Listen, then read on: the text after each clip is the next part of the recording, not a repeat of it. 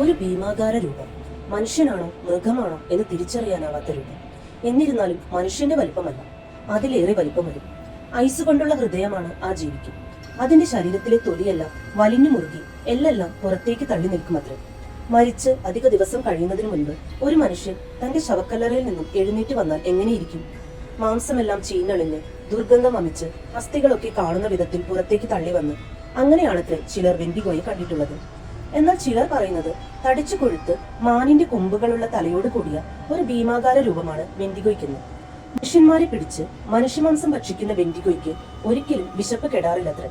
അതുകൊണ്ട് മനുഷ്യമാംസം ഭക്ഷിക്കുമ്പോൾ കഴിക്കുന്ന മാംസത്തിനനുസരിച്ച് ശരീരം വലിപ്പം വയ്ക്കുകയും നിമിഷങ്ങൾക്കുള്ളിൽ വിശപ്പ് വീണ്ടും വരുമ്പോൾ വെൻഡിഗോ എല്ലൊക്കെ ഉന്തി അസ്ഥിക്കൂടം പോലെയുള്ള രൂപത്തിലേക്ക് മാറുമെന്നും അതുകൊണ്ടാണ് വെൻഡിഗോയെ രണ്ടു തരം രൂപങ്ങളിൽ കാണുന്നതെന്നും ആളുകൾ പറയുന്നു.